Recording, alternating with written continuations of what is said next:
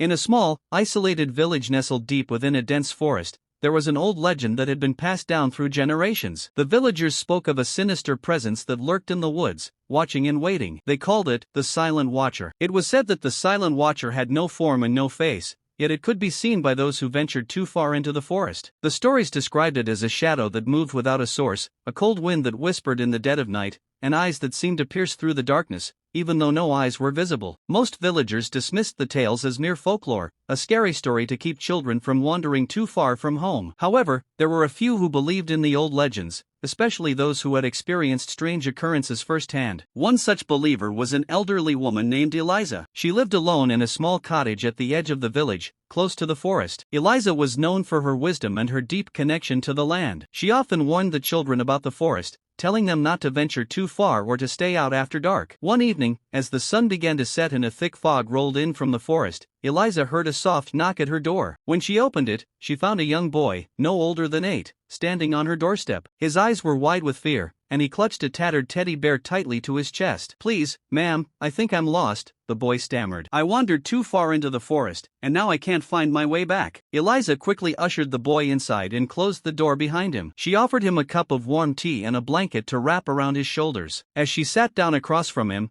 she noticed that his clothes were torn and dirty, as if he had been running through the woods for hours. "What's your name, child?" Eliza asked gently. The boy hesitated for a moment before answering, "Ethan." "Ethan," Eliza repeated, "can you tell me what happened? How did you get lost?" Ethan's eyes darted around the room nervously. "I don't remember. I just know I was playing near the edge of the forest, and then I heard something, like whispering. I tried to follow it, but it kept moving away, deeper into the woods." Eliza's heart sank. She had heard similar stories before. The Silent Watcher was known to lure its victims into the forest with strange sounds and whispers. She knew she had to act quickly to protect Ethan. "You did the right thing by coming here," Eliza said firmly. "You'll stay with me tonight, and tomorrow we'll find your way back home." As the night wore on, the fog outside thickened, and the air grew colder. Eliza stoked the fire in the hearth to keep the chill at bay, but she couldn't shake the feeling that something was watching them from outside. Just past midnight, a soft tapping sound echoed through the cottage. Eliza froze, her eyes locking with Ethan's. The tapping grew louder, more insistent, like fingernails scraping against glass. Slowly, Eliza turned her head towards the window. Through the foggy pane, she saw a shadowy figure standing just beyond the glass, its form barely discernible in the darkness. It had no face, no features, just a dark, looming presence that seemed to stare directly at her. Ethan whimpered and buried his face in his teddy bear. "It's here," he whispered, his voice trembling with fear. The Silent Watcher. Eliza knew they had to act fast. She grabbed a handful of salt from a jar on the kitchen counter and sprinkled it across the threshold of the front door and windows. Salt, she had heard, was said to ward off evil spirits. She hoped the old superstition held some truth. The tapping stopped, and the air grew still. For a moment,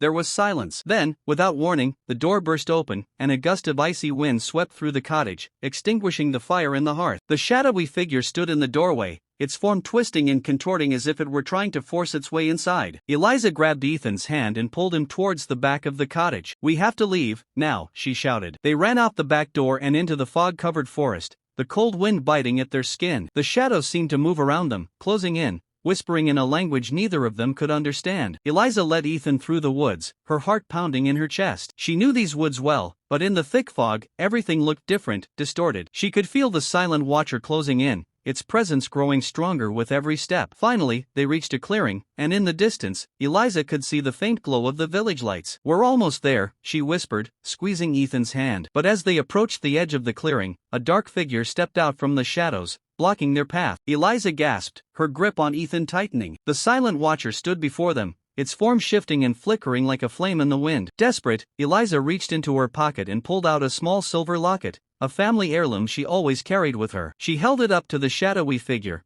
praying it would have some effect. To her surprise, the figure recoiled, its form dissolving into a cloud of black smoke. The whispers grew louder, more frantic, before finally fading into silence. Eliza and Ethan stumbled back into the village, gasping for breath. The fog lifted, and the night air grew warmer. They had escaped the Silent Watcher, but Eliza knew the danger was far from over. As she led Ethan to safety, she couldn't help but wonder how many others had been lured into the forest by the whispers, never to return. She knew one thing for certain: the legend of the Silent Watcher was no mere tale, and its presence would continue to haunt the village for years to come. And as for Ethan, he never spoke of the night he got lost in the woods. But whenever he passed by the edge of the forest, he would shiver, clutch his teddy bear a little tighter, and quicken his pace, always keeping a wary eye on the shadows.